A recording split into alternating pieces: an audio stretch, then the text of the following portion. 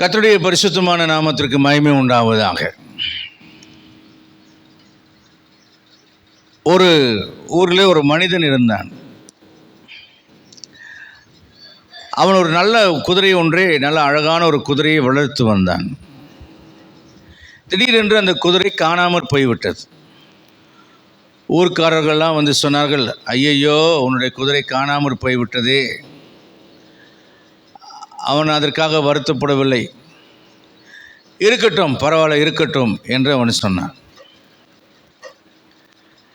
ஒரு வாரம் கழித்து இந்த காணாமற் போன குதிரை காட்டில் சுற்றி திரிகிற 7 காட்டு குதிரைகளை தன்னோடு கூட அவன் வீட்டிற்கு அழைத்து கொண்டு வந்தது. அப்போ ஊர்க்காரர்கள் வந்து சொன்னாங்க, பரவாயில்லப்பா, உன் குதிரை போய் 7 குதிரைகளை உனக்கு லாபமாக கூட்டிகிட்டு வந்திருக்கு, நீ அதிர்ஷ்டக்காரன் என்று சொன்னாங்க. அப்படியா, இருக்கட்டும் இருக்கட்டும் என்று அவன் சொன்னான். 2 நாள் கழித்து இந்த காட்டு குதிரையில் ஒரு குதிரையின் மேலே அவனுடைய மகன் ஏறி அதை பழக்குவதற்காக முயற்சி செய்தான். அந்த காட்டு குதிரை முரட்டுத்தனமாக இருந்ததுனால அவனை கீழே தள்ளி போட்டது. கீழே விழுந்தவனுடைய கால் உடைந்து போனது. ஊர்க்காரர்கள் வந்து சொன்னார்கள், அடடட, எவ்வளோ பெரிய தோஷம், உன் கால் உடைந்து விட்டதே அப்பா என்று சொல்லி அவனை பார்த்து வருத்தப்பட்டார்கள். அவன் சொன்னான், அப்படியா, இருக்கட்டும் இருக்கட்டும் என்று அவன் சொன்னான். 2 வாரங்கள் கழித்து அந்த ஊர் ராஜா, பக்கத்து நாட்டு ராஜா படையெடுத்து வந்ததுனால பெரிய பிரச்சனை ஏற்பட்டதுனால ஆள் பற்றாக்குறை ஏற்பட்டது. நிறைய பேர்கள் யுத்தத்தில் மரித்து போனார்கள்.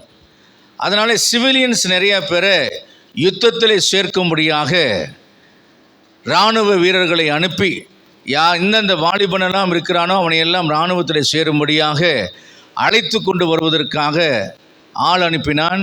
அப்படி இவர்களுடைய வீட்டுக்கு வந்தபோது இந்த விவசாயினுடைய மகன் காலுடைந்து படுத்தபடினாலே அவனை விட்டு விட்டு போய்விட்டார்கள். போயிருந்தால் அவன் மரித்திருப்பான்.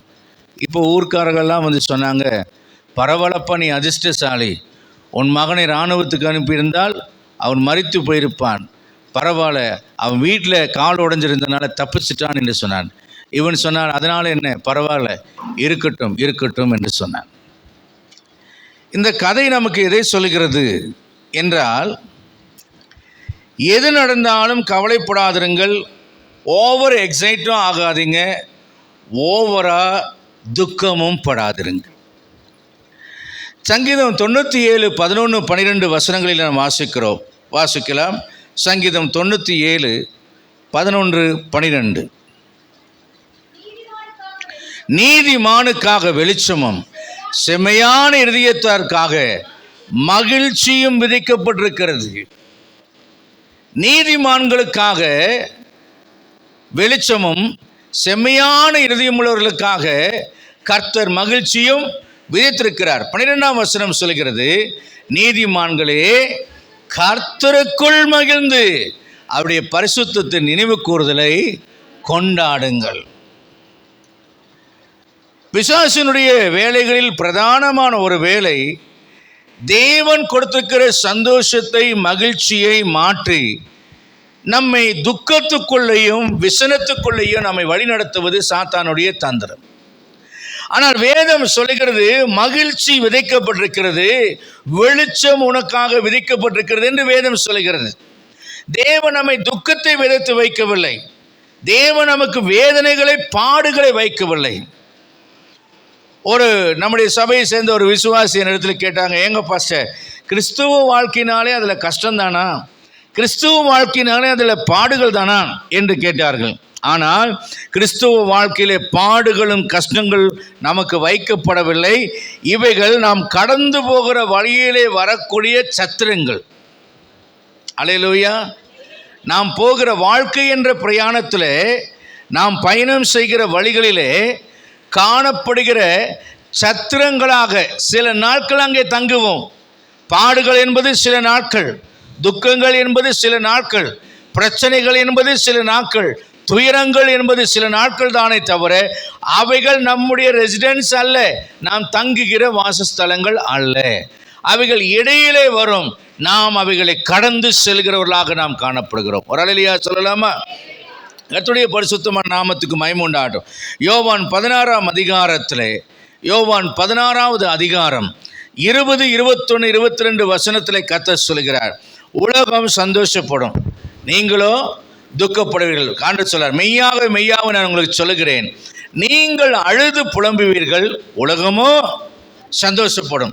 நீங்கள் துக்கப்படுவீர்கள், ஆனாலும் உங்கள் துக்கம் சந்தோஷமாய் மாறும். அல்லேலூயா. நமக்கு ஒரு வியாதி, ஆப்ரேஷனுக்கு போகிறோம். அங்கே இருக்கிற டாக்டருக்கு நம்மளை பார்த்தோன்னே ஆப்ரேஷன் பண்ணணும். என்ன ஆப்ரேஷன் பார்த்தா ஒரு 5.5 லட்ச ரூபா செலவுக்குரிய ஒரு ஆப்ரேஷன். அங்கே டாக்டருக்கு ரொம்ப சந்தோஷம், ஆனால் நமக்கு ரொம்ப துக்கம். நான் ஒரு விசுவாசியே ஒரு ஆஸ்பத்திரியில், இங்கே திருச்சியில் இருக்கிற ஒரு ஆஸ்பத்திரியில் வேலைக்கு சேர்த்துருந்தேன்.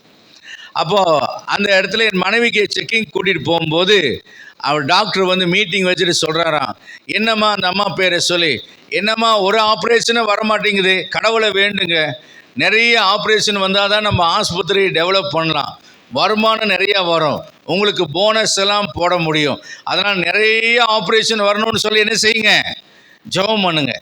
ஆப்ரேஷன் நிறைய ஆஸ்பத்திரிக்கு போச்சுன்னா ஆஸ்பத்திரிக்கு டாக்டரும் நர்ஸும் சந்தோஷப்பட்டு கொண்டாடுவாங்க. ஆனால் ஆப்ரேஷன் பண்ண போகிற நம்மளை கேட்டிங்கன்னா, விசேஷமாக என்ன கேட்டிங்கன்னா, நிறைய ஆப்ரேஷன் பண்ணிக்கிறேன், என் மனைவியிலேருந்து என்னிலேருந்து என் மக வரைக்கும் ஆப்ரேஷன் பண்ணியிருக்கிறேன், எனக்கு தான் தெரியும் அதனுடைய கஷ்டம். நாம் அழுது புலம்புவோம், உலகம் சந்தோஷப்படும், நமக்கு செலவு, அவங்களுக்கு வருமானம். ஆனால் ஆண்டவர் சொல்றாரு, உங்கள் துக்கம் சந்தோஷமாய் மாறும். சங்கீதம் 30:11 சொல்கிறார், நம்முடைய புலம்பலை ஆனந்த களிப்பாய் மாற பண்ணுகிறார். என்னமா? சங்கீதம் 30:11 என் புலம்பலை ஆனந்த களிப்பாக மாற பண்ணினீர், மகிமை அமர்ந்திராமல் உம்மை கீர்த்தனம் பண்ணும்படியாக நீர் என் இரட்டை களைந்து போட்டு மகிழ்ச்சி என்னும் கட்டினால் என்னை இடைக்கட்டினீர். அல்லேலூயா சொல்லலாமா?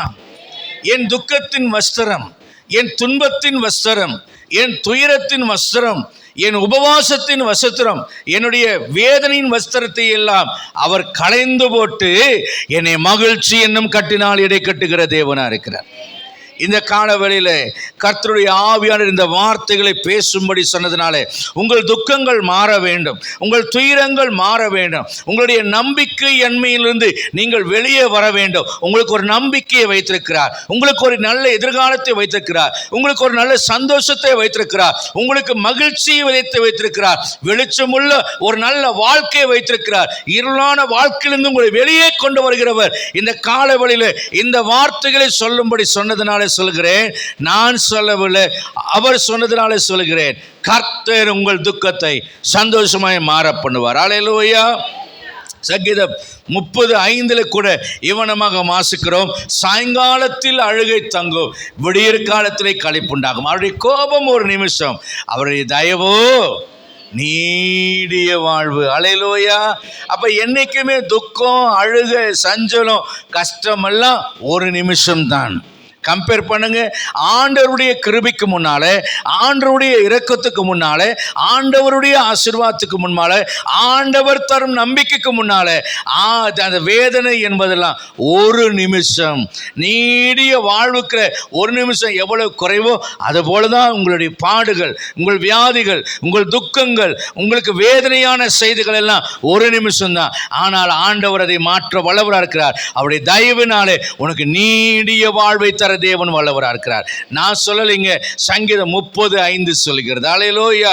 ஐயோ, நான் பாவம் செய்தனால தேவன் கோபம் கொண்டார் என்று யோசிக்கிறீங்களா? அந்த கோபம் ஒரு நிமிஷம் என்று கர்த்தர் சொல்கிறார். அப்படின்னா அவருடைய இரக்கம் எப்படி? அவருடைய தயவோ நீடிய வாழ்வு, பல ஆண்டுகால வாழ்க்கையை, ஆண்டவர் ஆசீர்வாதமான வாழ்க்கையை அவர் கட்டளையிடுகிறவராக இருக்கிறார். சங்கீதம் 90:15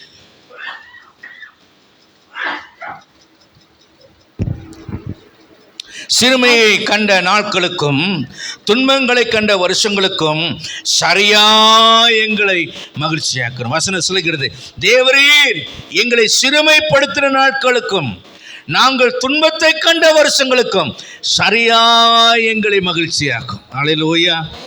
பல ஆண்டு காலம் சிறுமைகள், பல ஆண்டு காலம் வறுமைகள், பல ஆண்டு காலம் வேதனைகள், இவைகளின் மத்தியிலேயே என் வாழ்நாள் கடந்து போய்விட்டது. இன்னைக்கு என்னைக்கு தான் நான் சந்தோஷமாக வாழ போகிறேன்? வயசும் ஆயிடுச்சு, இவ்வளோ வயசை தாண்டி விட்டேன், இவ்வளவு காலத்தை தாண்டி விட்டேன், எப்பொழுது எனக்கு ஒரு சந்தோஷம் வரப்போகும்? இனிமேல் எனக்கு சந்தோஷமே என் வாழ்க்கையில் இல்லையா என்று கேட்டால் கர்த்தர் சொல்கிறார், தேவரீர் சிறுமைப்படுத்தின நாட்களுக்கும் துன்பத்தை கண்ட வருஷங்களுக்கும் சரியாய் உங்களை மகிழ்ச்சி ஆக்குவதற்குரிய வருஷங்களை கர்த்தர் தம்முடைய அட்டவணையில் வைத்திருக்கிறார். ஸ்கூல் போகிற பையனுக்கு டைம் டேபிள் போட்டிருப்பாங்க.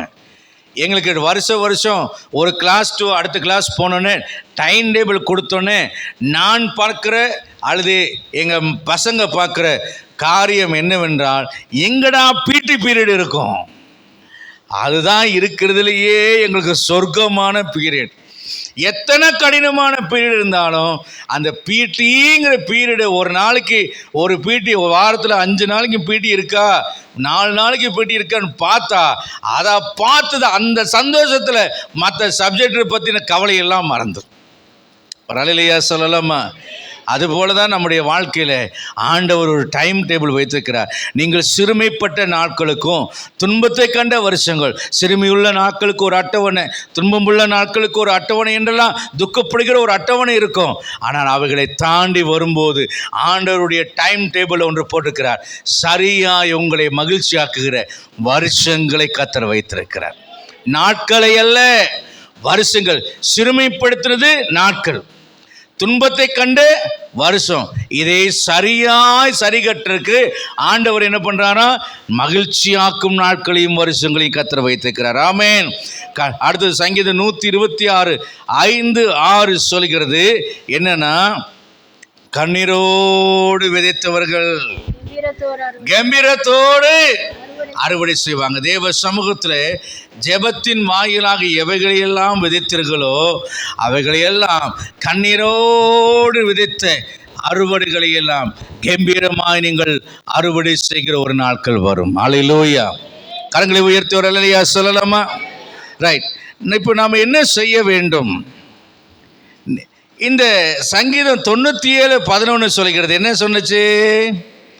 நீதிமானுக்காக வெளிச்சமும் செம்மையான இருதயத்திற்காக மகிழ்ச்சியும்.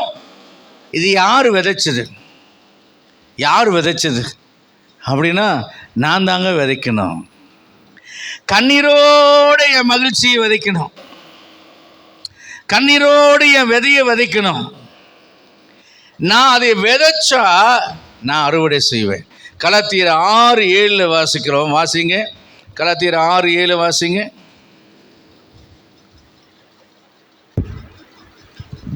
மோசம் போகாதிருங்கள், தேவன் நம்மை பரியாசம் பண்ணப்பட்டார். மனுஷன் எதை விதைக்கிறானோ, மனுஷன் எதை விதைக்கிறானோ அதையே அறுப்பான். இப்போ நான் மகிழ்ச்சியை விதைச்சா நான் மகிழ்ச்சியை அறுவடை செய்வேன். இப்போ அறுவடை செய்வதற்கு சங்கீதம் 97:11 பிரகாரமாக நான் எதை விதைக்கணும்? மகிழ்ச்சியை, வெளிச்சத்தை நான் விதைக்கணும். புரிஞ்சுதா? எப்படிங்க நான் மகிழ்ச்சியை விதைக்கிறது, எப்படிங்க என்னுடைய வெளிச்சத்தை நான் விதைக்கிறது அப்படின்னு கேட்டிங்கன்னா, 2 ராஜாக்களை வருவோம். அங்கே சாரிபாத்து ஊர் விதவை இருக்கா. எலியாவை அங்கே போ, அந்த விதவைக்கு நான் போஷிக்கு கட்டளையிட்டேங்கிறாரு. அவளா கொஞ்சம் எண்ணெயை வச்சு அதில் ஒரு சின்ன அடையை பண்ணி அவளும் அவன் பையன் சாப்பிட்டு போட்டு, அதுக்கப்புறம் அவள் வீட்டில் எம்டி, ஒன்றுமே கிடையாது, பஞ்சத்தில் பட்டினியில் சாக போகிறாள். இதுதான் அவளுடைய நிலைமை. அங்கே அனுப்புகிறார். இப்போது அவளுக்கு இருக்கிற அந்த சந்தோஷம் என்னென்னா, அந்த பஞ்சத்தில் கொஞ்சம் நேருக்கு அதில் ஒரு சின்ன அடையை பண்ணி சாப்பிடுவேன் நான் அப்படிங்கிற சந்தோஷம், மகிழ்ச்சி. அந்த கஷ்டமான பஞ்சமான நேரத்தில் கூட அவளுக்கு ஒரு சந்தோஷமாக கொஞ்சம் மாவும் எண்ணெயும் அப்பம் சுடுறதுக்கு இருக்குது. இப்போ இந்த மகிழ்ச்சியை விதைக்கும்படி கர்த்தர் அவளுக்கு கட்டளையிடுகிறார். அவர் சொல்கிறார் எலியா கிட்ட, என்னென்ன, உன்னை போஷிக்க அந்த விதவைக்கு நான் கட்டளையிட்டேன். இப்போது எலியா வர்றாரு, அந்த விதவையை பார்க்குறாரு. எனக்கு கொஞ்சம் தண்ணி கொண்டு வா. இவ தண்ணி எடுத்துகிட்டு வரக்கு போகிறா. போகும்போது சொல்ற, அப்படியே ஒரு அடையை பண்ணி கொண்டு வா. அப்போ அவள் சொல்கிறா, கொஞ்சம் எண்ணெய் தான் இருக்குது, அதையே செஞ்சுட்டு சாப்பிட்டுட்டு சாக போகிறேன், எங்கிட்ட போய் கேட்குறீரே. அப்போது அங்கே எலியாவின் மூலியமா கர்த்தர் பேசுகிறார். அதிலே முதலில் ஒரு சிறிய அடையை பண்ணி கொண்டு வா. அப்போ அதுதான் அவருடைய மகிழ்ச்சியை விதைத்தல்.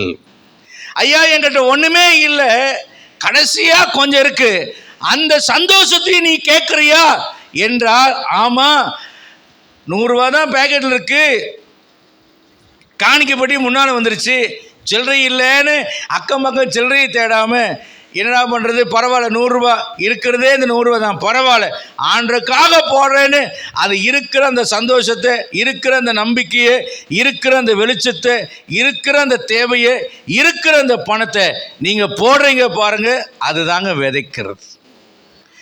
அது எப்படி விதைப்பா? ஐயோ இருக்கிறதே 100 ரூபா, வீட்டுக்கு போகும்போது நான் எப்படி அரிசி வாங்கிட்டு போகிறது, என் பிள்ளை அதை வாங்கிட்டு வர, அதை எப்படி வாங்கிட்டு போகிறது, இருக்கிறதையும் நான் போட்டுட்டா ஒன்றுமே இல்லை, கண்ணீர் வரும், கண்ணீரோடு விதைக்குது. எங்கள் அம்மா சொன்ன சாட்சி நாங்கள் கூடி இருந்ததுனால தெரியும்.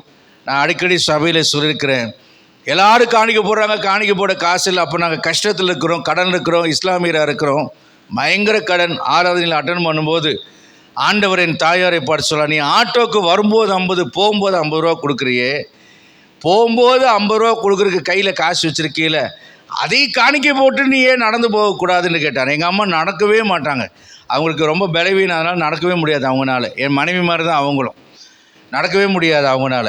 ஆனால் அந்த 50 ரூபாய் காணிக்க போட்டுட்டு நானும் ஜேம்ஸுங்கிற அம்மானால் ரசிக்கப்பட்ட தம்பி 2 பேரும் ஒரே வயது, அதில் 2 பேரும் அம்மா கூட வரோம். ஏன் நடக்கிறீங்க, ஆட்டோ பிடிக்கிறேன்னு சொல்லி சொல்கிறான். ஆனால் எங்கள் அம்மா சொல்கிறாங்க, வேண்டாம் எனக்கு நடக்கலாம் போல இருக்குது, அதனால் நடந்து போகலாம். வீட்டுக்கு வந்ததுக்கப்புறம் சொன்னாங்க, கர்த்தர் என்னோடு பேசினார், அதனால் நான் விதைச்சேன், காலெல்லாம் வலிக்க தான் செய்து, பரவாயில்ல, ஆனால் நான் கர்த்தருக்காக போட கர்த்தர் எனக்கு உதவி செய்தார். ஆண்டவர் சொன்னார், உனக்கு நிறைய கார்களை கொடுத்து உன் கால் நடவாதபடி நான் உன்னை ஆசீர்வதிப்பேன்னு சொன்னார். அதே போல் டிரைவரு, காருங்கிற ஒரு வாழ்க்கையை கர்த்தர் எதிர்காலத்தில் வைத்திருந்தது எங்களுக்கு தெரியாது. கர்த்தர் இந்நாள் வரைக்கும் என் தாயாருக்கு கர்த்தர் அநேக நன்மைகளை செய்து ஆசீர்வதித்தார். நல்ல ஒரு அல்லேலூயா விசுவாசத்தோடு வரமாட்டேங்குது. செத்து போயிடாதீங்க, விசுவாசமாக இருங்க, சாத்தானுக்கு எதிரே தைரியமாக இருங்க. கர்த்தர் நம்முடைய வாழ்க்கையில் அற்புதங்களை செய்ய அவர் வல்லவராக இருக்கிறார். திருச்சபையினுடைய தேவையில், ஊழியர்களுடைய தேவைகளில் உதாரணத்துவமாக கொடுங்க. இன்றைக்கி பிசாசு நம்முடைய ஆசீர்வாதத்தை திருடுவதற்கு நிறைய யூடியூப்காரங்களை எழுப்பியிருக்கிறான். தசமபாகம் கொடுக்கணுமா, காணிக்கை கொடுக்கணுமா என்றெல்லாம் பேச சொல்லி. ஆனால் பிலிப்பியர் 4ஆம் அதிகாரத்தில் 14-19 வசனம் வரைக்கும் நீங்கள் படித்து பாருங்கள். வாழ்ந்திருக்கவும் தெரியும், தாழ்ந்திருக்கவும் தெரியும் சொல்லிட்டு அவர் சொல்கிறாரு, என்னுடைய ஆகிலும் நீங்கள் என் உபத்திரவத்திலே என்னோடு கூட உடன்பட்டது நலமாக இருக்கிறது. மேலும் பிலிப்பியரே, சுவிசேஷின் ஆரம்பத்தில் நான் மக்கதோனியாவிலிருந்து புறப்பட்ட போது கொடுக்கல் வாங்கல் காரியத்தில் நீங்கள் மாத்திரம் எனக்கு உடன்பட்டதை அல்லாமல் வேறொரு சபையும் உடன்படவில்லை என்று நீங்கள் அறிந்திருக்கிறீர்கள். அடுத்த வசனம், நான் தெசலோனிக்கேயில் இருந்த போதும் என் குறைச்சலை நீக்கும்படி நீங்கள் 2 தரம் அனுப்பினீர்கள். நான் உன் உபகாரத்தை நான் நாடாமல் உங்கள் கணக்குக்கு பலன் பெருகும்படி நாடுகிறேன். அப்போ இந்த ஊழியக்காரன் குறைவுள்ளவனாக, வறுமையிலே கஷ்டப்படுகிறவனாக இருந்த பொழுது இந்த மக்கதோனியா நாட்டு சபையை என்ன செய்திருக்கிறது என்றால், இந்த தெசலோனிக்கேயர் சபை என்ன செய்திருக்கிறது என்றால், உதாரத்துவமான பணங்களை கொடுத்து அந்த ஊழியக்காரனை தாங்கினபடினாலே இப்போ ஊழியக்காரன் ஆசீர்வதிக்கிறான். உபகாரத்தை நான் நாடாமல் உங்கள் கணக்குக்கு பலன் பெருகும்படி நாடுகிறேன். அல்லேலூயா. பாஸ்டருக்கு 20,000 கொடுத்தேன், 50,000 கொடுத்தேன், அந்த கணக்கு இருக்கு இல்லையா, அந்த கணக்குக்கு பலன் பெருகும்படி நாடுகிறேன் என்றால் என்னன்னா, தேவன் அதற்கு ஏதுவாக ஆசீர்வதிப்பதற்காக ஜெபிக்கிறவனாக பவுல் காணப்படுகிறார். அதனுடைய விளைவாக அந்த சபையார் ஆசீர்வதிக்கப்படுகிறார். அல்லேலூயா. இதுதான் தேவன் வைத்திருக்கக்கூடிய ஒரு உறவு, கொடுக்கல் வாங்கல், ஒரு உறவு, ஒரு ஆசீர்வாதம். கண்ணீரோடு வித, நீ கம்பீரத்தோடு அறுப்ப. எனக்கே இல்லை, நான் கொடுக்கணுமா, எனக்கே இல்லை, ஆனால் கொடு. 2 காசு போட்ட விதவை கொடு. டாக்டருக்கு போய் எவ்வளவோ செலவழிக்கிறோம், ஒரு ஏழைக்கு கொடுக்கக்கூடாதா? டாக்டர்களுக்கு போய் எவ்வளவோ ஸ்கேனுக்கும் மற்ற காரியங்களுக்கும் மருந்து, மாத்திரை, ஆப்ரேஷனு செலவழிக்கிறோம். ஆனால் ஏன் சபைக்கு கொடுக்கக்கூடாது? ஏன் ஊழியத்துக்கு கொடுக்காது? சிந்தித்து பார்க்கணும். நம்முடைய பாவத்தை அறிக்கையிடணும். ஆண்டவரே என்னுடைய குறுகின எண்ணத்தை மாற்றும், என்னுடைய பொல்லாத இருதயத்தை மாற்றும். ஆண்டவரே எனக்கு கஷ்டமாக இருந்தாலும் நீர் என்னிடத்தில் கொடுக்கும்படி என்னை ஏவும் போது உமக்காக உதாரத்துவமாக நான் கொடுக்கிறனால எனக்கு இந்த உபத்திரங்களுக்கெல்லாம் என்னை நீங்களாக்கி மீட்டு விடுகிறீர். அல்லேலூயா. எத்தனை பேர் வியாதிகளுக்கு பல லட்சக்கணக்கான ரூபாய்களை செலவழிக்கிறார்கள். நான் அடிக்கடி யோசிப்பேன், என் மனைவியினுடைய ஆப்ரேஷன் ஒருவேளை கேன்சராக இருந்திருந்தால் கிட்டத்தட்ட 25 லட்சம் ரூபாய்க்கு மேலாக பணத்தை நான் செலவழித்திருக்க வேண்டும். ஆனால் சேவிங்ஸ் இருக்கோ இல்லையோ, ஆனால் தேவன் எனக்கு நஷ்டம் வராதபடி, கேன்சர் ஆகாதபடி காத்தார். சில ஊழியர்களுடைய மனைவிமாரெல்லாம் கேன்சரில் கஷ்டப்பட்டு கொண்டு அவர் செலவழித்து கொண்டிருக்கும் போது தேவன் என்னுடைய நிலைமையை அறிந்து எனக்கு அப்படிப்பட்ட உபத்திரவத்தில் நீ ஒப்பு கொடுக்காமல், கேன்சர் தான் என்று சொல்லி கேன்சர் டாக்டர் வந்து ஆப்ரேஷன் பண்ணினாலும் கேன்சராக இல்லாதபடிக்கு என் மனைவிக்கு கர்த்தர் சுகம் கொடுத்திருக்கிறார் என்றால் அது மாபெரும் கிருபை. ஒரு அல்லேலூயா சொல்லலாமா? நான் அனுபவித்து பேசுகிறேன், நான் வெறும் கட்டுக்கதையை பேசவில்லை. கர்த்தருடைய நாமத்துக்கு மகிமை உண்டாவதாக. அதே போல மக்கெதோனியா நாட்டு சபையும் 2 கொரிந்தியர் 8:1 கொடிய தரித்திரத்திலேயும் உதாரத்துவமாய் அவர்கள் விதைக்கிறார்கள் அவருடைய மகிழ்ச்சி ஆசீர்வாதத்தை. 2 கொரிந்தியர் 9:10 வாசிக்கிறோம், விதைக்கிறவனுக்கு விதையும் புசிக்கிறவனுக்கு ஆகாரத்தையும் விளைய செய்கிற கர்த்தர் அவர்களை ஆசீர்வதிக்கிறதை நாம் பார்க்குறோம். அல்லேலூயா. இப்போ ஒரு காரியத்தை நமக்கு கற்றுக்கொள்ளவும், என்னென்னா நாம் விதைக்கிறது வேறு உருவம், நாம் அறுவடை செய்வது வேறு உருவம். வாசிக்கலாம் 1 கொரிந்தியர் 15:36-38 வாசிக்கும் போது நாம் வெறும் விதையை விதைக்கிறோம், தேவன் அதுக்கு ஒரு மேனியை கொடுக்கிறார். அது மாத்திரமல்ல, அதில் கதிர் நிறைந்த தானியங்களை பலனாக அவர் கொடுக்கிறார். ஆமென். நாம் ஒன்றை கொடுத்திருப்போம், அவர் 100 1000 கொடுக்க கர்த்தர் வல்லவராக இருக்கிறார். கரங்களை உயர்த்தி ஒரு அல்லேலூயா சொல்லலாமா? கர்த்தருடைய பரிசுத்தமான நாமத்துக்கு மகிமை உண்டாகட்டும். அப்படி மகிழ்ச்சி விதித்த மக்கள் சிலரை குறித்து நாம் பார்க்கலாம். வாசிக்கலாம். முதலாவதாக ஆதியாகமம் 50ஆம் அதிகாரம் 15-18 வசனத்தில் வாசிக்கிறோம். அதில் 19-20 வசனத்தை நீங்கள் படித்து பார்த்தீங்கன்னா அங்கே யோசேப்பு தன் சகோதரர்களை பார்த்து சொல்வான், நீங்கள் எனக்கு தீமை செய்தீர்கள், தேவனோ வெகு ஜனங்களை உயிரோடு காக்கும்படிக்கு அதை நன்மையாக முடியப்படினார். யோசேப்பினுடைய வாழ்க்கையில் யோசேப்பை அவங்க அப்பாவை விட்டு பிரித்து கொண்டு போய் என்ன பண்ணாங்க? அடிமையாக விற்று போட்டாங்க. யோசேப்பினுடைய மகிழ்ச்சி இங்கே விதைக்கப்படுகிறது. அப்பாவோடு வாழக்கூடிய சந்தோஷம் என்கிற மகிழ்ச்சி அவன் விதைக்கிறான். அங்கே தீமையை அவன் ஏற்றுக்கொள்கிறான். அவன் சந்தோஷத்தையும் மகிழ்ச்சியும் விதைத்து துக்கத்தையும் வேதனையையும் அவன் பெற்றுக்கொள்கிறான். எகிப்து தேசத்தில் அங்கே அவன் சிறைச்சாலையிலையும் வைக்கப்படுகிறான். அவன் கால்களை விலங்கு போட்டு ஓடுகிறான் என்று சங்கீதம் 105ஆம் சங்கீதத்தில் வாசிக்கிறோம். ஆனால் இப்படிப்பட்ட சூழலுக்கு மத்தியிலே தேவன் அவன் மகிழ்ச்சியை விதைத்ததுனால அவனுக்கு ஒரு பெரும் மகிழ்ச்சியை அறுவடையாக தருகிறார். அது என்ன? சமஸ்த எகிப்தின் சாம்ராஜ்யத்திற்கும் அவனை அதிபதியாய் மாற்றி எந்த குடும்பத்தை விட்டு அவன் பிரிக்கப்பட்டானோ அந்த குடும்பம் அனைத்தும் அவனோடு வாழும்படியான மகிழ்ச்சியை கர்த்தர் தருகிறார். அல்லேலூயா. உங்களுக்கு யாராவது தீமைகள் செய்திருப்பார்களானால் நீங்கள் அவர்கள் மேல் வருத்தப்பட வேண்டாம். நீங்கள் சந்தோஷப்பட்டு கர்த்தருக்கு நன்றி சொல்லுங்கள். ஏனென்றால் அவர்கள் உங்களுக்கு தீமை செய்யவில்லை, உங்கள் மகிழ்ச்சியை விதைக்க உதவி செய்திருக்கிறார்கள். எதிர்காலத்தில் இந்த மகிழ்ச்சி பல 1000 மடங்கான மகிழ்ச்சியாக மாறும். திருச்சியில் இருந்த ஒரு சகோதரன் என்னோட கூட ஊழியத்தில் இருந்தான். மலையில் எங்கிட்ட காசு வாங்கிட்டு வந்து என்னை பற்றி போய் எங்கள் பாஸ்டர்கிட்ட பொய்யாக கூட்டணி போய் சேர்ந்துட்டு போய் சொன்னான். இன்றைக்கி காலையில் கூட இங்கே உட்காந்துட்டு அதை யோசிச்சுட்டு இருந்தேன். அவன் மட்டும் அப்படிலாம் பிரச்சனை பண்ணி என்னை பற்றி பொய்யாக எங்கள் பாஸ்டர்கிட்ட சொல்லி நான் சபையை விட்டு வெளியேறுவதற்கு அவன் காரணமாக இல்லாமல் இருந்திருந்தால் இன்றைக்கும் அந்த சபை இறங்கி டவுன் ஆகி போயிடுச்சு. அவங்களோடு சேர்ந்து நானும் டம்மி பீஸாக ஏதோ ஒரு ஊழியத்தை செய்து கொண்டு வாழ்ந்து கொண்டிருந்திருப்பேன். இந்த மகிமையான ஒரு ஊழியம் என்னுடைய வாழ்க்கையில் வந்திருக்கேன். அப்போ நான் கர்த்தருக்கு நன்றி சொன்னேன். ஆண்டவரே, அந்த சகோதரன் எனக்கு தீமை செய்ததுக்காக நன்றி. அன்னைக்கு என்னுடைய மகிழ்ச்சி விதைக்கப்பட்டது. இன்றைக்கி அந்த மகிழ்ச்சியை பல 1000 மடங்காக நான் அறுவடை செய்கிறேன். அதனால் யார் உங்களுக்கு தீமையாக சொன்னாலும், உங்கள் குடும்பத்தை பற்றி தீமையாக பேசினாலும், உங்களை பற்றியோ உங்கள் பிள்ளைகளை பற்றியோ தீமையாக சொன்னாலும் கவலைப்படாதிருங்க. எதிர்காலத்தில் கர்த்தர் பல 1000 மடங்கான மகிழ்ச்சியை கர்த்தர் மாற்றப் போகிறார். அல்லேலூயா. யோசேப்பை போல நீங்கள் உயர்த்தப்படுவீர்கள். இரண்டாவதாக யாத்திராகமம் 1ஆம் அதிகாரம் 12ஆம் வசனத்தில் வாசிக்கிறோம். 1-2 வசனங்களா 12ஆம் வசனங்கள் வாசிக்கலாம். யாத்திராகமம் 1:12. ஆனாலும் அவர்களை எவ்வளவு ஒடுக்கினார்களோ அவ்வளவாய் அவர்கள் பருகினார்கள். ஆமென். ஒடுக்குதல் என்றால் என்ன? வேலை போட்டு பயங்கர வேலை வாங்கினான். ஆனால் ரீப்ரொடியூஸ் சிஸ்டத்தை பொறுத்த வரைக்கும் பார்த்தீங்கன்னா, ஆரோக்கியம் உங்களுக்கு வேணும்னா நீங்கள் கடுமையாக உழைக்கணும். நீங்கள் சாப்பிட்டு சும்மா உட்காந்துருந்தா சுகர், ப்ரெஷர் நல்லா வியாதி வந்துடும், இம்பார்ட்டண்ட் ஆகிடுவோம், மழட்டுத்தன்மையுள்ளவர்களாக மாறிடும். இஸ்ரவேலருக்கு மேலே பொறாமை கொண்டு அவங்கள ஒடுக்குனாங்க, வேலை கொடுத்தாங்க. அந்த வேலை தான் அவங்க பாடியை நல்லா ஸ்ட்ரென்த் ஆக்கி, ஆணையும் பெண்ணையும் ஸ்ட்ரென்த் ஆக்கி மறுத்து வச்சுக்கிட்டு கேட்டேன், ஏன்னா ஆம்பளை பிள்ளைகளை உயிரோட காப்பாற்றுற அப்படின்னா அவங்க சொல்லுவாங்க, எபிரேய ஸ்திரீகள் எகிப்திய ஸ்திரீகளைப் போல அல்ல, அவங்க சாப்பிட்டு வேலைக்காரி வச்சுட்டு சுகமாக வாழ்ந்துட்டு இருப்பாங்க. ஆனால் எபிரேயர் அடிமையாக இருந்ததுனால இவங்க நல்லா ஒர்க் பண்ணி ஸ்டெமினாவாக இருப்பாங்க. அப்போ அவங்க சொல்கிறாங்க, அவங்க மறுத்து வச்சுக்க போகிறதுக்குள்ளே அவங்க பிரசவம் ஆகிடும். ஒரு அழலியா சொல்லலாமா? உற்சாகமாக ஒரு அழலியா சொல்லலாமா? பாருங்கள், வேலை செய்யாமல் அவங்க ஒடுக்கப்பட்டார்கள். ஒடுக்கப்பட்டதுனால தான் அவங்க பெருகினார்கள். நான் இப்படி சொல்கிறேன், ஒடுக்கப்பட்டதுனால அவர்கள் பெருகினார்கள் என்று நான் சொல்லலை.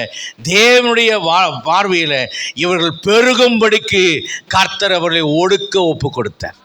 ஒரு அல்லையா சொல்லலாமா? ஒடுக்கப்பட்டதுனால பெருகலை, இவங்களை பெருக்க வேண்டும் என்பது தேவனுடைய திட்டம். இவங்க சும்மா காந்தா ஆபிரகாமை போல சாராளை போல மலடியாக போயிடுவாங்க. அதனால் இவங்க இம்பார்ட்டண்ட்டாக போகக்கூடாது. இவங்க நட்சத்திர சந்ததியாக மணலை போல தூளை போல பெறக்கூடும். அப்போ நல்ல ஸ்டெமினாவாக வேணும். ஆம்பளைகள் நல்லா திடகாத்திரமாக இருக்கணும், பெண்கள் நல்லா திடகாத்திரமாக இருக்கணும். அப்போ தான் பிறக்கிற குழந்தையும் தரிக்கும், நல்ல பலசாலியான குழந்தைகள் பெருகும். அதனால் சும்மா உட்காந்தா இவங்க வீணாக போயிடுவாங்க. அதனால் நல்ல வேலைகளை கொடுக்க கர்த்தர் பார்வோனின் இருதயத்தை ஏவினார். விளைவு என்ன? திடகாத்திரமான ஆணும் பெண்ணுமாக அவர்கள் மாறினார். ஒரு அல்லேலூயா சொல்லலாமா? உற்சாகமாக சொல்லலாமா? அதனால் நீங்கள் எங்கே ஒடுக்கப்பட்டாலும் கவலைப்படாதீங்க. அவ்வளவாய் தேவன் உங்களை ஆசீர்வதிப்பதற்கு, பெருக பண்ணுவதற்காக தான் அவர்கள் உங்களை ஒடுக்குகிறார்கள். ஆமென். மூன்றாவது காரியமாக எஸ்தர் 5ஆம் அதிகாரத்தில் 9, 10, 11 வசனத்தில் நாம் படிக்கிற ஒரு காரியம் என்னவென்றால், ஆமான் மொர்தெகாய் எந்திரிக்கிறேன்னு சொல்லி செம கோபம் கொண்டான். அதனால் அவனுக்கு 14ஆம் வசனத்தில் அவனுக்கு 60 முழம் உயரமான ஒரு தூக்கு மரத்தை செஞ்சு வைத்தான். எஸ்தர் 6:3 வாசிக்கும் போது ராஜாவை பார்க்க போகும்போது ராஜா அவனை பார்த்து கேட்குறார், ராஜா கனம் பண்ண விரும்புகிற மனுஷனுக்கு என்ன கிடைக்கும்? அப்போது ஆமான் ராஜா மொர்தெகாயை தூக்கில் தொங்க விடுறதுக்காக அவங்ககிட்ட பேச வரும்பொழுது ராஜா அப்படி கேட்ட உடனேயே, இவன் என்ன தவிர வேறு யாரும் ராஜா கனம் பண்ணுவாருன்னு சொல்லி ராஜா ஏறுகிற குதிரை, ராஜாவுடைய வஸ்திரம், ராஜாவினுடைய முடி, ராஜாவினுடைய பிரதானி அலங்கரித்து ராஜாவுடைய குதிரையின் மேலே ஏற்றி நகரவலம் ராஜாவினுடைய முக்கியமான பிரதானி, ராஜா கனம் பண்ணி விரும்புகிற மனுஷனுக்கு இவ்விதமாய் செய்யப்படும் என்று சொல் என்று நீங்கள் செய்யணும் ராஜாவே அப்படின்னு சொல்லும்போது ராஜா சொல்கிறான், நீ போய் மொர்தெகாய்க்கு அவ்வனமாக செய்யன்கிறான். அநேக நேரங்களில் நீங்கள் பார்த்தீங்கன்னா, எந்த வாய் உங்களுக்கு தீமை செய்கிறதோ, எந்த நபர் உங்களை தீமை செய்கிறானோ அவனை கொண்டே கர்த்தர் உங்களை உயர்த்த வல்லவராக இருக்கிறார். அல்லேலூயா. செப்டம்பர் மாதம் 1ஆம் தேதி 2008ஆம் ஆண்டு சபையில் இருக்கக்கூடிய எனக்கு வலதுகை போல் இருந்த அந்த சகோதரன் என்ன பண்ணாருன்னா, சபையை விட்டு அவர் போகிறார். அப்போது அவர் மேலே தான் நான் நம்பிக்கை இருக்கேன். ஆனால் வீட்டில் கிளம்பும் போதே ஆண்டவர் சொன்னார், இன்னிலேருந்து அவங்க வரமாட்டாங்க அப்படி. நான் அவரையே நம்பியிருந்தேன். ஆனால் ஆண்டவர் சொன்னார், அவங்கள சபையை விட்டு நான் விளக்குறேன், இன்னிலேருந்து வரமாட்டாங்க. அதே போல் அவங்க சர்ச்சுக்கு வரல. ஆனால் என்ன அதிசயம் தெரியுமா, அவருடைய மனைவியினுடைய தங்கச்சி வீட்டுக்காரரும் வர்றாங்க. அதுக்கு அடுத்த வாரத்தில் அவங்க மாமியார் குடும்பம் வருது. இவங்க 2 பேர் போகிறாங்க. எனக்கு சபையில் 14 பேர் அவங்க குடும்பம், 14 பேர் சபைக்குள்ளே வர்றாங்க. கர்த்தர் செய்த அதிசயமான காரியம். அதாவது கர்த்தர் என்ன செய்ய விரும்புகிறார், நான் உன் கூட இல்லைன்னு நீ நினைக்காத, உன் கூட இருக்கிறேன், உனக்கு வேண்டாதவர்களை நான் உன்னை விட்டு விலக்குகிறேன். அப்போது இதனால என்ன பாஸ்டர் உங்களுக்கு உயர்வு வந்துச்சு அப்படின்னு கேட்டால், அவர் இங்கே சர்ச்சை கட்டுறதை அவர் விரும்பவே இல்லை, சர்ச்சு கட்ட என்னை விடவும் இல்லை. அவர் சொல்கிறதெல்லாம் என்னென்னா, இங்கேயே கட்டுங்க பாஸ்டர், எதுனாலும் இது போதும், இதுக்கு மேலே என்ன நமக்கு ஆள் வேணும், புதிய தரிசனத்துக்கும் புதிய ஊழியத்துக்கு நேரே என்னை போக விடாதபடி. ஏன்னா அவங்களுடைய தந்திரம், எனக்கு நெருக்கடி கொடுத்தா, ஜனங்கள் குறைந்தா நான் ஊரை விட்டு போயிடுவேன், இவங்க அந்த ஊழியத்தை செய்யலாம் என்பது அவங்களுடைய மனக்கணக்கு. அதனால் ஊழியம் வளர விடாமல் எனக்கு இடையூறு கொடுத்து கொண்டே மறைமுகமாக செய்து கொண்டிருந்தார்கள். தேவன் அவர்களை சபையை விட்டு விலக்கி போட்டார். இவங்க ஞானமாக சபையை விட்டு விலகி போகிறதா நினச்சி செய்தாங்க. ஆனால் கர்த்தர் நான் ஊழியத்தில் முன்னேறுவதற்காக, இந்த ஊழியம் வளருவதற்காக அவர்களை சபையை விட்டு அப்புறப்படுத்தினார். நான் இன்றைக்கு காலையில் கூட, நேற்றைக்கு சாயந்தரமும் அந்த பழைய டைரியெல்லாம் எடுத்து பார்த்துட்டு நான் கர்த்தருக்கு நன்றி சொன்னேன். என் அன்புக்குரிய அருமையான கர்த்தருடைய பிள்ளைகளே, எந்த மனிதர்கள் உங்களை கீழே இறக்க வேண்டும் என்று நினைக்கிறார்களோ அவர்கள் மூலியமாக தான் கர்த்தர் உங்களை உயர்த்துவார். அல்லேலூயா, அல்லேலூயா. கர்த்தருடைய பரிசுத்தமான நாமத்திற்கு மகிமை உண்டாவதாக. நாம் என்ன செய்ய வேண்டும் என்றால், எபிரேயர் 12ஆம் அதிகாரம் 1-2-3 வசனத்தில் சொல்லப்படுகிறது. 2-3 வசனத்தில், அவர் தமக்கு முன் வைத்திருந்த சந்தோஷத்தின் பொருட்டு அவமானத்தை எண்ணாமல் அவர் சிலுவையை சகித்தார். சந்தோஷத்தை நாம் எப்படி விதைக்கணும்?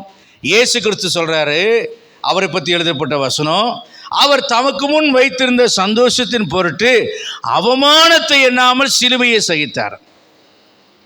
அவருக்கு முன்னால் என்னையா முன்னால் சந்தோஷம்னா எதிர்காலத்தில் ஒரு சந்தோஷம். இந்த பாடுகளை கடந்தால், இந்த பிரச்சனைகளை கடந்தால் எனக்கு ஒரு சந்தோஷம். என்ன சந்தோஷம்? அவர் சிலுவையிலே மரித்து ரத்தம் சிந்தினால் ரட்சிக்கப்பட போகிறவருடைய கூட்டம் பிதாவாகிய தேவன் அவர் கண்களுக்கு முன்பாக காண்பித்தார். அவர் தமக்கு முன் ரட்சிக்கப்பட போகிறவருடைய கூட்டம் என்கிற சந்தோஷத்தை பார்த்த பொழுது, அந்த ஆத்துமாக்களுக்காக இந்த பரமாத்மா தன்னை பலியாக ஒப்பு கொடுத்து அங்கே தன்னை விதைத்தார். அவர் அந்த வேதனைகளை ஏற்றுக்கொண்டார். நாமும் என்ன செய்யணும்னா, அவமானத்தை பார்க்காதீங்க. டெம்பரவரியாக உங்களுக்கு வரக்கூடிய அவமானம், டெம்பரவரியாக வரக்கூடிய நிந்தை, டெம்பரவரியாக வரக்கூடிய பாடுகளை பார்க்காதீங்க. எதிர்காலத்தில் தேவன் உங்களுக்கு வைத்துக்கிற சந்தோஷத்தை பாருங்கள். அல்லேலூயா. மகாத்மா காந்தி ஆப்பிரிக்க தேசத்தில் அவர் ட்ரெயின்லேருந்து தள்ளிவிடப்பட்ட இடம். அன்றைக்கு வெள்ளையர்கள் அவரை ட்ரெயின்லேருந்து புடனையை பிடிச்சி வெளியே தள்ளி விட்டாங்க. ஆனால் இன்றைக்கி அந்த இடத்துல அவருக்கு சிலை வைத்து அந்த இடத்துல மகிமைப்படுத்தி உலகம் முழுசிலையும் அதை குறித்து பேசுகிறார்கள். மகாத்மா காந்தி அவமானப்பட்ட இடம் இன்னைக்கு பெருமைக்குரிய ஒரு இடமாக பார்க்கப்படுகிறது. நல்ல ஒரு அல்லையா சொல்ல மாட்டேங்கிறீங்களே. மகாத்மா காந்தி அவமானப்பட்ட இடம் இன்னைக்கு பெருமைப்படக்கூடிய ஒரு இடமாக மாறி இருக்கிறது. அது மாத்திரமல்ல, பெரியாரை கல்லெறிந்த இடத்துல தான், பெரியாரை கல்லெறிச்சு அவர் அவமானப்படுத்தினாங்க. அந்த இடத்துல தான் பெரியாருக்கு கல் சிலை வைக்கப்பட்டிருக்கிறது. ஒரு அல்லையா சொல்லலாமா? அப்போ உலக பிரகாரமான மனிதர்களே அவர்கள் அவமானப்பட்ட இடங்களிலே அவர்கள் மகிமைப்படுத்தப்படுவார்களானால், தேவனுடைய பிள்ளைகளாக உங்களை என்னையும் அவமானப்பட்ட இடத்துல கர்த்தர் எதிர்காலத்தில் நம்மை மகிமைப்படுத்த மாட்டாரா? ஒரு அல்லையா சொல்லலாமா? இரண்டாவது காரியம், எபிரேயர் 11ஆம் அதிகாரம் 35ஆம் வசனத்தில் நம்ம படிக்கிறோம், மேன்மையான உயிர்த்தெழுதலை அடையும்படி அவர்கள் வாதிக்கப்பட்டார்கள். முதலாவது சந்தோஷத்தை விதைச்சாங்க, அவமானத்தை சகிச்சாங்க. இங்கே வாதிக்கப்பட்டார்கள். எதற்காக? தங்கள் சரீரத்தை விதைத்தாங்க. எதற்காகனா, மேன்மையான உயிர்த்தெழுதலை அடைய. மேன்மையான உயிர்த்தெழுதலை அடையணுமா? சரீரத்தில் பாடுகள் வந்தாலும் பரவாயில்ல, நான் பரிசுத்தமாக வாழணும்னு உங்கள் சரீரத்தை கர்த்தருக்காக ஒப்பு கொடுங்க. ஒரு அல்லேலூயா சொல்லுங்கள். இதனால் உங்கள் சரீரம் மேன்மையான உயிர்த்தெழுதலை அடைவதற்கு கர்த்தர் தகுதிப்படுத்துவார். ஆமென். மூன்றாவதாக எபிரேயர் 11ஆம் அதிகாரம் 15-16 வசனத்தை வாசிக்கும் போது, அதையல்ல அதிலும் மேன்மையான பரமதேசத்தையே விரும்பினார்கள். அதுக்கு திரும்பி போக நினைத்தாலும், விட்டு வந்த தேசத்தை நினைத்தார்களானால் அதற்கு திரும்பி போவதற்கு அவர்களுக்கு என்ன செய்யும்? சமயம். அப்படியானால் உலகத்தை அல்ல, மேன்மையான பரமதேசமாகிய புதிய எருசலேமையும் பரலோகத்தையும் நாடுகிறார்கள். ஆமென். அப்படியானால் உலகத்தை பரலோகத்து நிமித்தம் நீங்கள் விதைத்தால், நீங்கள் உலகத்துக்கு விதைக்கப்பட்டால் உங்களுக்கு பரலோகம் கிடைக்கும். உலகத்தை நீங்கள் விதைத்தால் பரலோகத்தை தேவன் உங்களுக்கு தர வல்லவராக இருக்கிறார். ஆமென், அல்லேலூயா.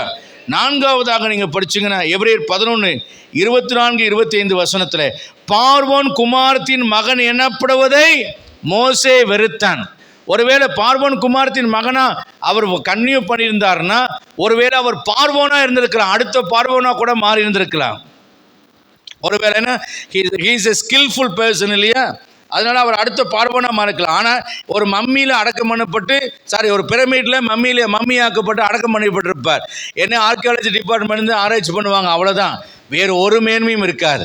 ஆனால் பார்வோன் குமாரத்தின் மகன் எனப்படுவதை வெறுத்ததுனால இவர் தேவனுடைய மனுஷனாகிய மோசே என்கிற ஆசீர்வாதத்தை அவர் அறுவடை செய்தார். அல்லேலூயா. உலக பிரகாரமான அந்தஸ்து, உலக பிரகாரமான மேன்மை, ஜாதி, இவைகளெல்லாம் தேவனுக்காக நீங்கள் விதைச்சிங்கன்னா நீங்கள் தேவனுடைய மனுஷனாக நீங்கள் ஆசீர்வதிக்கப்படுவீர்கள். ஆமென்.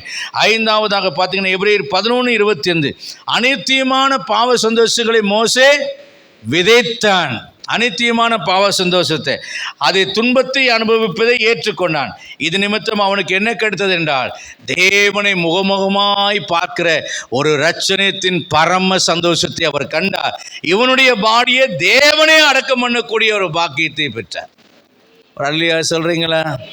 இன்னைக்கு யாரெல்லாம் சரீர பிரகாரமாக உலக பிரகாரமான சந்தோஷங்களை பரிசுத்தத்துக்காக தேவனுடைய சந்தோஷத்துக்காக விதைக்கிறீங்களோ, நீங்கள் இரட்சணியத்தின் சந்தோஷத்தின் மேன்மையை நீங்கள் அனுபவிப்பீர்கள். அல்லேலூயா. அநித்தியமான பாவ சந்தோஷம் ஒரு இரட்சணியத்தின் சந்தோஷத்தை கெடுத்துரும். ஆனால் அநித்தியமான பாவ சந்தோஷங்களை நீங்கள் விதைச்சிங்கன்னா நீங்கள் இரட்சணியத்தின் சந்தோஷத்தை நீங்கள் அறுவடை செய்வீர்கள். ஆமென், அல்லேலூயா. உடல் இச்சைகள் கொஞ்ச நேரம், பொருளாசைகள் கொஞ்ச நாளுக்கு, அதுக்கப்புறம் வேறொருத்தர் அதுக்கு எஜமானா மாறிடுவாங்க. இதுக்காக நம்ம சரீரத்தையோ நம்முடைய மனசையோ ஒப்பு கொடுத்து நம்முடைய வாழ்க்கையை அழித்து நம்மை கரைப்படுத்தி விடாதீர்கள். அநித்தியமான பாவ சந்தோஷங்களை விதைங்க, அதிக நித்தியமான பரம சந்தோஷத்தை தேவன் உங்களுக்கு தருவார். அல்லேலூயா. ஆறாவது காரியம் எபிரேயர் 11:26 வாசிக்கும் போது, எகிப்தில் இருக்கக்கூடிய பொக்கிஷத்தை விட இனி வரும் பலன் மேலே நோக்கமாய் அவன் காணப்பட்டான். ஆமென். எகிப்திருக்கிற பொக்கிஷங்களை எல்லாம் அவன் வெறுத்துட்டு வந்தான். ஆனால் இஸ்ரவேல் ஜனங்கள் மூலியமாக எகிப்தியரை கொள்ளையடிக்க வச்சு கேட்டதையெல்லாம் அள்ளிட்டு வந்துட்டு ஆசரிப்பு கூடாரம் கட்டணும்னு சொல்லும்போது எல்லாமே மோசையின் காலு கீழே கொண்டு வந்து எல்லா ஆசீர்வாதத்தை வைக்கிறார். அல்லேலூயா. இப்போ எகிப்தில் காளி, அத்தனை ஆசீர்வாதம் எங்கே இருக்கு? மோசையின் காலு கீழே. அது மாத்திரமல்ல, மோசே இனி வரும் பலன் மேலே நோக்கமாக இருந்தான். பரலோகத்தில் உங்களுக்கு பொக்கிஷத்தை சேர்த்து வையுங்கள், அங்கே பூச்சியின் துருவும் கெடுப்பதில்லை. உலக பிரகாரமாக நான் ஆசீர்வதிக்கப்படலை, உலக பிரகாரமாக பணம் இல்லை, உலக பிரகாரமாக BMW கார் இல்லை, உலக பிரகாரமாக 3 மாடி வீடு இல்லைன்னா கவலைப்படாதீங்க. இனி வரும் பலன் மேல் நோக்கமாக இருக்கிற உங்களை கர்த்தர் ஒருபோதும் கைவிட மாட்டார். மாறாக எந்த ஆசீர்வாதங்கள் எல்லாம் நீங்கள் வேண்டாம் என்று உதறினீர்களோ, சங்கீதம் 23 கடைசியிலே சொல்லப்படுகிற வார்த்தையின்படி நன்மையும் கிருபையும் உங்களை தொடரும். என் வாழ்க்கையில் அப்படித்தான் எல்லாமே என்னை தொடர்கிறது. அல்லேலூயா சொல்லலாமா? உற்சாகமா அல்லேலூயா சொல்லலாமா? கடைசியாக எபிரேயர் 11:27 வாசிக்கிறோம். பார்வோனுக்கு ஃப்ரெண்டா, மகனா, நட்பா இருக்கிறத, அன்பா இருக்கிறத இவன் விட்டான். பார்வோனுக்கு பகைஞனாய் மாறினான். ஆனால் தேவன் மோசேக்கு நண்பனாக மாறினார். பார்வோனை விதைத்தான், தேவனை ஆதாயப்படுத்தி கொண்டான். யாரு? மோசே. எவ்வளோ ஒரு அற்புதமான ஒரு வாழ்க்கை பாருங்க. பார்வோனை வேண்டாம்னு விட்டான், ஆண்டவரோ அவனை தேடி வந்து அவனோடு ஐக்கியப்பட்டு கொண்டார். இன்றைக்கு நாம் எப்படி வாழ்ந்து கொண்டிருக்கிறோம்? என் அன்பான கர்த்தருடைய பிள்ளைகளே, சோர்வடைய வேண்டாம், பொறுமையாக இருங்க. நான் விதைச்சது எனக்கு கிடைக்கணும்னா என்ன செய்யணும்னா பொறுமையாக இருக்கணும். எபிரேயர் 10:36 நீங்கள் படித்து பாருங்கள். எபிரேயர் 10:36 நீங்கள் தேவனுடைய சித்தத்தின்படி செய்து வாக்குத்தத்தம் பண்ணப்பட்டதை பெறும்படிக்கு பொறுமை உங்களுக்கு வேண்டியதா இருக்கிறது. இப்ப என்ன வேணும் உங்களுக்கு? நான் விதைச்சிட்டேன் பாஸ்டர், இன்னும் வரலையே, இன்னும் எனக்கு பலன் கிடைக்கலையே, இன்னும் நல்ல செய்தி வரலையே, ஒன்றும் கவலைப்படாதீங்க, பொறுமையா இருங்கன்னு கர்த்தர் சொல்றார். அல்லேலூயா. 2வதாக பார்க்கிறோம் எபிரேயர் 12:3 வாசிங்க எபிரேயர் 12:3. ஆகையால் நீங்கள் இளைப்புள்ளவர்களாய் உங்கள் ஆத்துமாக்களில் சோர்ந்து போகாதபடிக்கு தமக்கு விரோதமாய் பாவிகளால் செய்யப்பட்ட ஆத்துமாக்களிலே சோர்வு வேண்டாம். நெடுங்காலம் காத்திருக்கிறது இருதயத்தை இழைக்க போன சோர்வு வருது. ஆனா கர்த்தருக்கு காத்திருக்கிறவர்களோ புதுபெல் அடைந்து கழுகுகளை போல செட்டுகள் எடுத்து எழும்புவார்கள். அவர்கள் ஓடினாலும் இளப்படையார்கள், நடந்தாலும் சோர்ந்து போவார்கள். சோர்ந்து போவனுக்கு பலன் கொடுத்து சத்துவம் இல்லாதவனுக்கு சத்துவத்தை பெருக பண்ணுகிறவர். நீங்க முதல்ல பொறுமையா இருக்கணும். ரெண்டாவது சோர்ந்து போயிடக்கூடாது. மூன்றாவது என்ன செய்யணும்? எபிரேயர் 11:27 மோசே பார்வோனுடைய கோபத்திற்கு பயப்படாம போனான்னு சொல்லப்பட்டிருக்கு. சில நேரங்களில் நீங்க தேவன் பக்கம் சாரணும்னு முடிவெடுத்துட்டீங்கன்னா மனுஷனை கண்டிப்பா பயக்கிற மாதிரி வரும். வரலையா? சொல்றீங்களா? என்னங்க, தேவனை பிரியப்படுத்தணும் அல்லது தேவனுடைய பேச்சை கேட்கணும் அல்லது தேவன் பக்கத்தில் தான் நிற்கணும்னு நீங்கள் நினைக்கும் போது மனுஷனை பயக்கிற சூழ்நிலை வரும். சில மனிதர்களை உங்கள் வாழ்க்கையிலேருந்து கர்த்தர் பிரித்து வைப்பார். சில பேரை தள்ளி வைப்பார். சில பேர்கிட்ட பேசவே வேண்டாம்னு தடை போட்டு வைப்பார். சில பேர் சந்திக்கவே கூடாதுன்னு பிரிவினையே ஏற்படுத்தி வச்சிருப்பார். எதற்காக என்றால் நீங்கள் தேவனோடு வாழ்வதற்கு அவங்க தடையாக இருப்பாங்க. அல்லேலூயா. அதுக்கு நாம் என்ன செய்யணும்? நம்மளை ஒப்பு கொடுக்கணும். அதனால மனுஷங்க கோபப்படுவாங்க.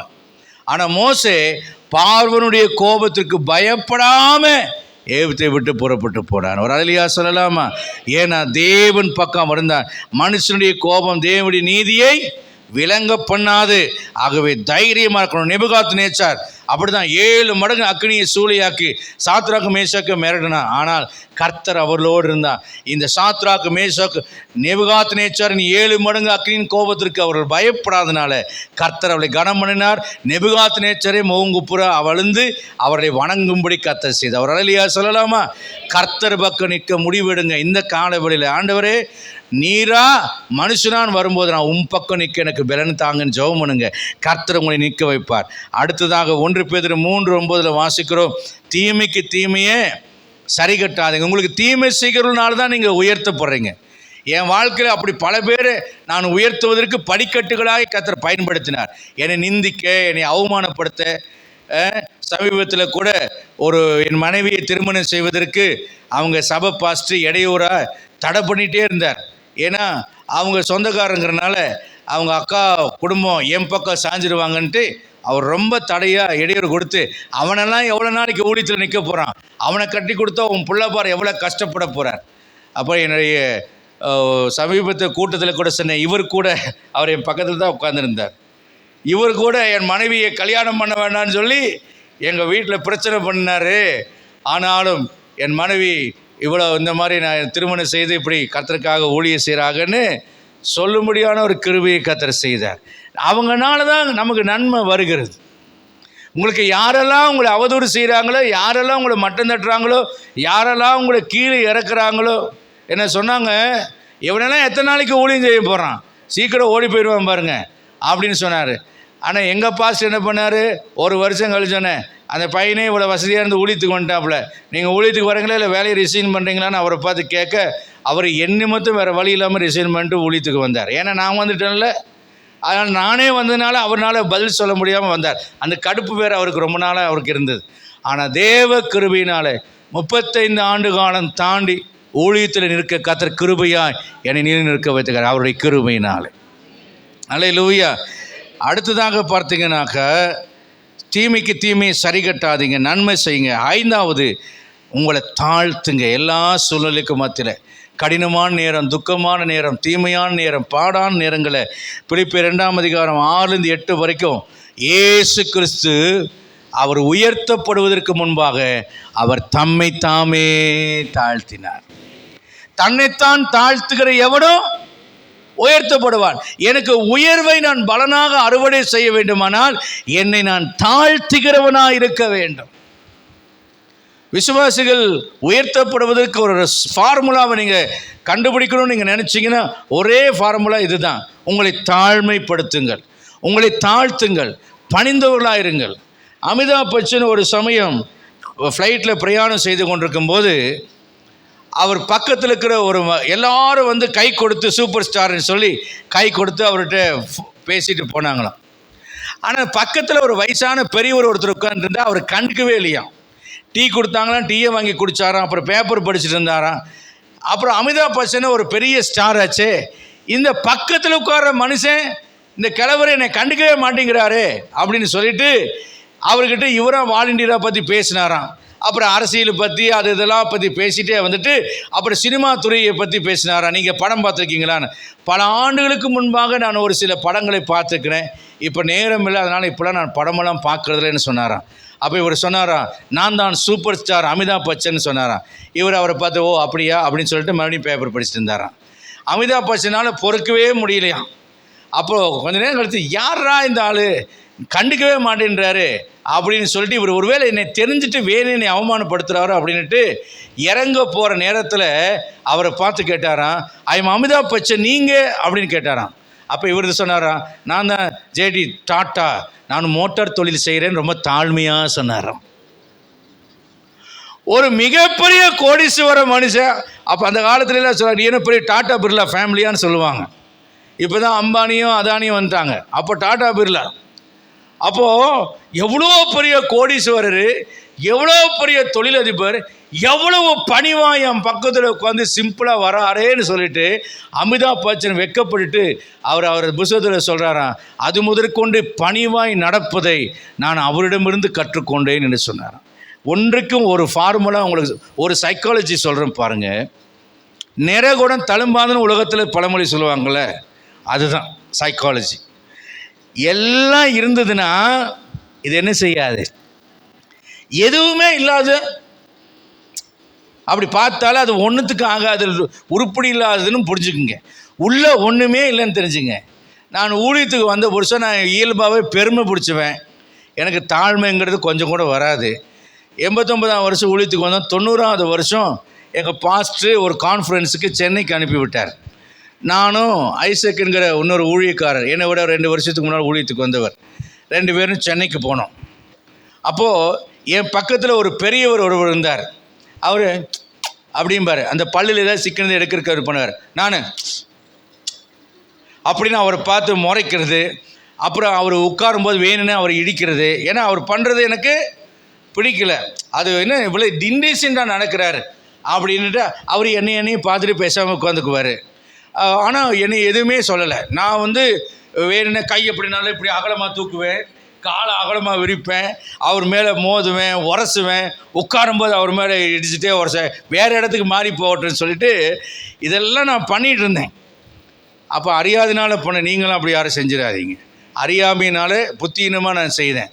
அப்புறம் கூட்டம் முடித்தோன்னே மத்தியானத்தில் அவரை சுற்றி பெரிய கும்பல்.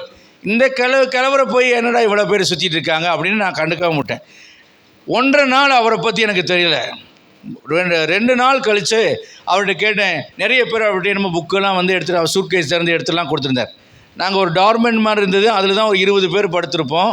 அங்கே தான் அவரும் சிம்பிளாக படுத்துரும். ஆனால் அவரை சுற்றி எப்போதும் ஆளுக வந்துட்டு போகும், கூட்டமாக அவர் வாங்கிட்டு போகுமா செய்வாங்க. அப்போது என் கூட இருந்தவரும் ஓடி போய் நான் 2 புக்கு வாங்கிட்டு வரேன்னு அவர்கிட்ட போய் பார்த்து புக்கு வாங்கிட்டு வந்தார். எனக்கு அந்த புக்கு ரொம்ப பிடிக்குன்னு அதில் நிறைய குறிப்புகள் எழுதப்பட்டிருக்கும், ரெஃபரன்சஸ் இருக்கும். அப்போ நான் கேட்டேன், இது என்ன புக்கு அப்படின்னா, இதுதான் வந்து தெளித்தேன் விருந்து அப்படிங்கிற புக்கு, அது எழுதினவர் தான் அவர் அப்படின்னாரு. யார் அப்படின்னு எங்கிட்ட பக்கத்தில் உட்காந்து அவ்வளோ இம்சையும் சகிச்சுட்டு இருந்தார் பாருங்க. அவர் தான் ஒரு பெரிய ஸ்காலர், 1.5 லட்சம் மணி நேரம் வேதத்தை தியானம் பண்ணின ஒரு தெய்வ மனுஷன்.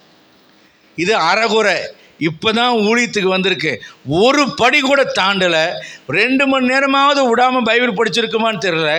1.5 லட்சம் மணி நேரம் பைபிள் படித்தது அமைதியாக உட்காந்துருக்கிறது. 1 மணி நேரம் உருப்படியாக பைபிள் படிக்காத இத்தனை சேட்டையும் பண்ணிட்டு இருந்துச்சு. நான் என்னை நினைத்து அநேக நாட்கள் அதை நினைத்து நான் வேதனைப்பட்டிருக்கிறேன். நினச்சி என்னை நான் தாழ்மைப்படுத்தி கொண்டே வர நான் முயற்சிக்கிறேன். என் அன்பான அருமையான கர்த்தருடைய பிள்ளைகளே, உயர்த்தப்பட வேண்டுமானால் தாழ்மை நமக்கு வேண்டும். உயர்ந்தவர்களிடத்தில் நீங்கள் பார்க்கிற முதல் சிறந்த பண்பு பணிவை நீங்கள் பார்க்க முடியும், தாழ்மையை நீங்கள் பார்க்க முடியும். என் அன்புக்குரியவர்களே, நம்மை நாமே தாழ்த்தக்கூடியவர்களாக நாம் காணப்படுவோம். கர்த்தருடைய நாமம் மகிமைப்படுவதாக. கண்களை மூடி நாம் ஜெபிக்கலாம்.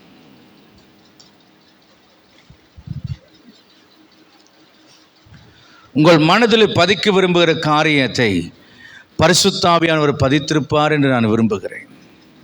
உங்கள் துக்கம் சந்தோஷமாய் மாறும். உங்கள் மகிழ்ச்சியை விதைக்க நீங்கள் ஆயத்தமாக இருக்கிறீர்களா? உங்கள் வெளிச்சத்தை விதைக்க நீங்கள் ஆயத்தமாக இருக்கிறீர்களா? யோசேப்பை போல, மொர்துகாயை போல நீங்கள் விதைப்பதை, அந்த சாரிபாத் ஒரு விதவை தன்னுடைய மகிழ்ச்சியை விதைத்தால் பஞ்சகாலமெல்லாம் வெளிச்சத்தையும் மகிழ்ச்சியும் அறுவடை செய்தார். நம்முடைய மகிழ்ச்சி பறிபோகிறதே என்று நீங்கள் துக்கப்படாதிருங்கள். இன்னும் நான் எவ்வளவு நாளும் காத்திருக்க வேண்டும்? பொறுமையாயிருங்கள். கர்த்தர் வாக்களித்த உண்மையில் அதை நிறைவேற்றுவார். சோர்ந்து போகாமல் இருங்க, பணிவாயிருங்க, சகிப்புத்தன்மையோடு காலம் வருகிற வரைக்கும் காத்திருங்க. உங்களை பலப்படுத்துகிறவர் இருக்கிறார். மனுஷ கோபம் வரலாம், பயப்படாதீங்க. பார்வோனை விதைக்கிறதுனால தேவனை நீங்கள் அறுவடை செய்வீர்கள். உலகத்தின் பலன்களை விதைக்கிறதுனால பரலோகத்தின் பலன்களை நீங்கள், இனி வரும் பலன்களை நீங்கள், நன்மை, வருங்கால நன்மைகளை நீங்கள் அறுவடை செய்வீர்கள். துயரப்படாதிருங்கள், மனம் சஞ்சலித்து போகாதிருங்கள், உங்களுடைய இருதயம் கலங்காதிருப்பதாக தேவனிடத்தில் விசுவாசமாக இருங்கள். நீங்கள் அழுவீர்கள், உலகம் சந்தோஷப்படும், ஆனால் உங்கள் துக்கம் சந்தோஷமாய் மாறும். சிறுமிகளை கண்ட நாட்களுக்கும் துன்பத்தை கண்ட வருஷங்களுக்கும் அவர் சரியாய் மகிழ்ச்சியாக்குவார். கண்ணீரோடு நீங்கள் விதைத்தவைகள் எல்லாம் கம்பீரமாய் அறுவடை செய்யும். நம்முடைய முகத்தை கர்த்தர் வெட்கப்பட விட மாட்டார். உங்கள் பிள்ளைகளுடைய வாழ்க்கையை கர்த்தர் ஆசீர்வதிக்காமல் விட மாட்டார். அவர் ஒரு நாளும் தேவனுக்காக நீங்கள் செய்த நன்மைகள், நீதிகளையெல்லாம் கர்த்தர் தம்முடைய கணக்கில் வைத்திருக்கிறார். ஒரு வழியை அடையும் போது புது வழியை திறப்பார். காற்றையும் காண மாட்டீர்கள், மழையும் காண மாட்டீர்கள், தேசம் தண்ணீரால் நிரம்புகிறது போல அவர் அதிசயமானவர்களை செய்வார். வனாந்தரத்தை ஏதேனை போலவும் அவாந்தர வெளியில் ஆறுகளையும் உண்டாக்கி கர்த்தரின் தோட்டத்தை போல மாற்றுகிற இந்த காலவெளியில் இருக்கிறார்.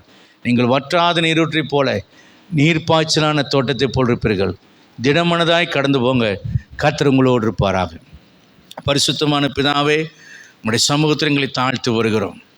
இந்த வேளையில் யாரெல்லாம் மனம் மடிந்து வந்தார்களோ, சஞ்சலப்பட்டு வந்தார்களோ, துயரத்தின் மத்தியில் வந்தார்களோ, நீண்ட காலம் நான் காத்திருக்கிறேன் ஆண்டவரே, எப்பொழுது என் பிள்ளையினுடைய வாழ்க்கையில் அற்புதம் நடக்கும், எப்பொழுது கர்த்தாவே என்னுடைய வாழ்க்கையில் அற்புதம் நடக்கும், எப்பொழுது கர்த்தாவே இரக்கம் பாராட்டுவீர், எப்பொழுது ஆண்டவரே இந்த வேதனையான சூழ்நிலைகள் எல்லாம் மாறும் என்று சொல்லி இருளின் மத்தியிலே, துன்பத்தின் மத்தியிலே யோசேப்பை போல ஆண்டவரே கர்த்தாவே கடினமான பாடுகளினூடாக, ஆண்டவரே கர்த்தாவே உபத்திரவங்களூடாக நடத்தப்பட்டவர்களாக இருந்தாலும் இயேசு கிறிஸ்துவின் நாமத்தினாலே நீதிமானுக்காக மகிழ்ச்சியும் செம்மையான இருதயத்தாருக்காக வெளிச்சம் விதைக்கப்பட்டிருக்கிறது என்று சொன்னவரே, அந்த விதையானது பல நூறாய் ஆயிரமாய் வளர்ந்து உடைய பிள்ளையுடைய வாழ்க்கையில் ஆண்டவரே அவர்களுக்கு மகிழ்ச்சியை தரட்டும். சரியாய் நீர் மகிழ பண்ணும் வருஷங்களை நம்முடைய பிள்ளைகளுக்கு தாரும். பாதைகள் நெய்யாய் பொழிந்து வருஷங்கள் நன்மையால் முடிசூடப்படும்படி நான் ஆசீர்வதிக்கிறேன். இந்த காலவில் நம்முடைய பிள்ளைகளுடைய ஆத்துமாக்களை உயிர்ப்பையும் அவருடைய இரட்டை கழிந்து போட்டு மகிழ்ச்சியினும் கட்டினாலும் நம்பிக்கையினாலும் சமாதானத்தினாலும் சந்தோஷத்தினாலும் கர்த்தர் நிரப்பி கர்த்தர் ஆசீர்வதிப்பீராக. தேவ கிருபை உடைய பிள்ளைகளை மூடுவதாக, தேவனுடைய இரக்கம் உடைய பிள்ளைகளை வழிநடத்துவதாக, கர்த்தருடைய தயவினாலே கர்த்தர் நிரப்புவீராக. உம்முடைய கரம் உடைய பிள்ளைகளுக்கு துணையாக இருந்து அவர்களையும் அவருடைய சந்ததிகளையும் வம்சங்களையும் மந்தையை போல் ஆக்கி இஸ்ரவேல் ஜனங்களுடைய அடிமைத்தனத்துக்கு பதிலாக ஒரு சுதந்திரத்தையும் அவருடைய கர்த்தாவை 430 வருஷத்தின் பலனுக்குரிய பொக்கிஷத்தையும் அவர்களோடு எடுத்துச் செல்ல உதவி செய்தவரே, நீ நன்மை செய்து உடைய பிள்ளைகளை ஆசீர்வதித்து அந்த திருமையை கொண்ட நாட்களை நீ சரியாக மகிழ பண்ணும்படி உடைய சமூகத்தில் ஜெபிக்கிறேன். ஆண்டவரே கர்த்தாவே அந்த சந்தோஷத்தை அவர்கள் அனுபவிக்க, தங்கள் சந்ததிகளோடு அனுபவிக்க கர்த்தர் கிருபை தாரும். பயத்தை மாற்றும், கவலைகளை மாற்றும், மன சோர்வுகளை மாற்றும், எல்லா விதமான ஆண்டவரே மன தளர்ச்சிகளை கர்த்தர் மாற்றி திடமனதாய் உம்முடைய பிள்ளைகளை பலப்படுத்தி ஜெபிக்கிறேன். கிருபைக்கு ஒப்புக்கொடுக்கிறேன். உமக்காக காத்திருக்கிறவர்கள் வெட்கப்பட்டு போகாதபடி செய்ய கர்த்தர் வல்லவராக இருக்கிறீர். ஆண்டவரே உம்மை நோக்கி பார்த்த முகங்கள் பிரகாசம் அடைந்தது, அது வெட்கப்பட்டு போகவில்லை என்ற வண்ணமாய் உம்மை நோக்கி பார்க்கிற ஒருவரும் வெட்கப்பட்டு போகாதபடி அவருடைய பயத்திலிருந்து விடுதலையை தாரும், வியாதியிலிருந்து விடுதலையை தாரும், கடனிலிருந்து விடுதலை தாரும், பலவீனத்திலிருந்து விடுதலையை தாரும், சண்டை சச்சரவிலிருந்து விடுதலை தாரும், அவமானங்களிலிருந்து விடுதலை தாரும், பிரிவினைகளிலிருந்து விடுதலையை தாரும், சமாதான கேட்டிலிருந்து விடுதலையை தாரும், பூர்ண சந்தோஷத்தையும் ஆரோக்கியத்தையும் சௌக்கியத்தையும் ஆசீர்வாதத்தையும் அருளி செய்து உம்முடைய பிள்ளைகளை நிரப்பியறலும். கிருபைக்கு ஒப்புக்கொடுக்கிறேன், ஆசீர்வதித்தரலும். இரட்சகராம் இயேசுவின் நாமத்தில் ஆசீர்வதிக்கிறேன் நல்ல பிதாவே. ஆத்துமாவே கர்த்தரை ஸ்தோத்திரி, முழுமையை பரிசுத்த நாமத்தை ஸ்தோத்திரி. ஆத்துமாவே கர்த்தரை ஸ்தோத்திரி, கர்த்தர் செய்த சகல உபகாரங்களையும் மறவாது. ஆமென். நம்முடைய கர்த்தராக இயேசு கிறிஸ்துவின் கிருபையும் பிதாவாகிய தேவனுடைய அன்பும் பரிசுத்த ஆவியானவருடைய அன்யோன்ய ஐக்கியம் ஆசீர்வாதம் சந்தோஷ சமாதானம் நம் அனைவரோடும் உலகம் இருக்கிற சகல பரிசுத்தவான்களோடும் என்றும் என்றும் கர்த்தர் திரும்ப வரும் மூலம் இருப்பதாக. ஆமென். God bless you all. கர்த்தர் உங்களை ஆசீர்வதிப்பாராக. அல்லேலூயா.